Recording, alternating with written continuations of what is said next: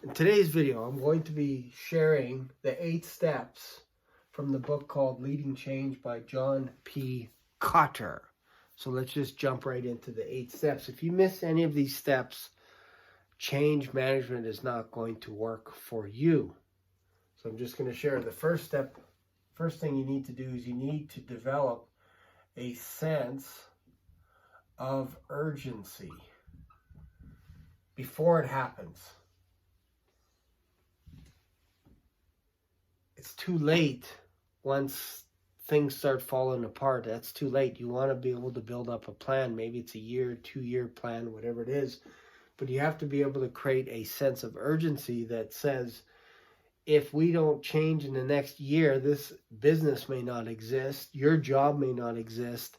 My job may not exist. So we're doing this. We have a plan. We have a vision. And it's going to happen over the next year or two. So you do that. Then the next thing you need to do is you need to be able to create a guiding coalition. Now, depending what book you read, that could be a sponsorship. So these are influencers in your organization. You know who they are. You know what they look like. They're around the water cooler and they got 4 or 5 guys around them and they're sharing stories and they're captivating.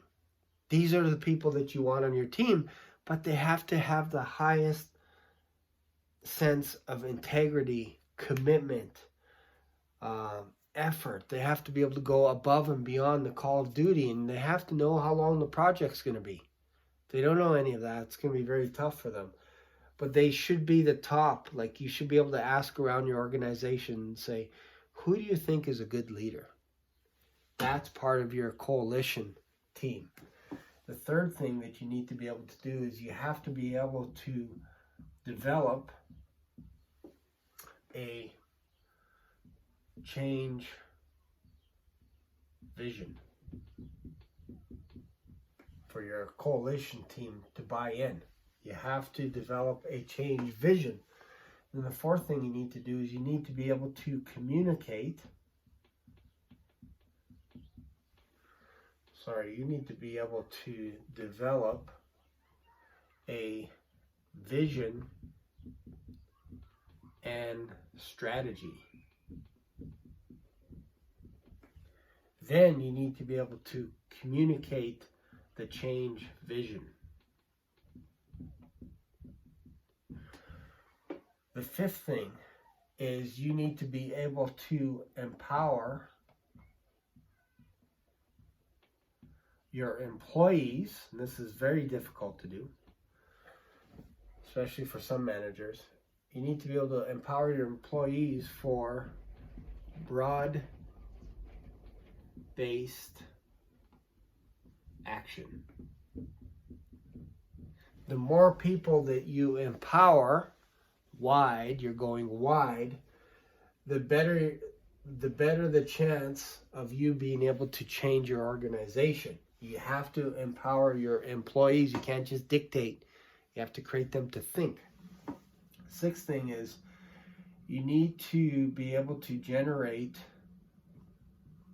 short wins. Gone are the days of stretching things out over 2 years, because you can manipulate the data to look like anything over a period of 2 years.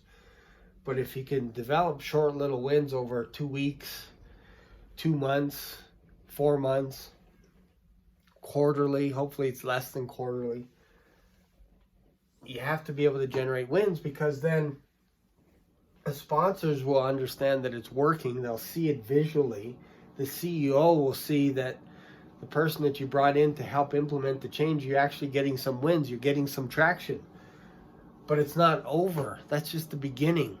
It's not over. You don't have a big party and say, we won. Can't do that. Then the seventh thing you need to be able to do is you need to be able to consolidate your gains and produce more change. It's not over. The hard part's starting now. What's the hard part? The hard part is you have to be able to anchoring new approaches in the culture. If you start with this first, I'm going to change the culture. That's the first thing that I'm going to do. I can promise you it's not going to work if you start with the end. You have to be able to create a sense of urgency first, create a guiding coalition, develop a vision strategy, communicate the change vision, empower your employees. That is so important. And then generate short wins in short little intervals. And then consolidate all your gains so that you can produce more change. And then anchor new approaches in the culture. You keep the culture, but in order to start changing it, all of this stuff has to work. Once it starts working, you can now begin to change the culture from inside out. So there you go. If you need a hand with that, let me know in the description, in the comments. If there's something else you'd like me to talk about, let me know that in the comments as well. Don't forget to subscribe, and I'll see you in another video. Bye for now.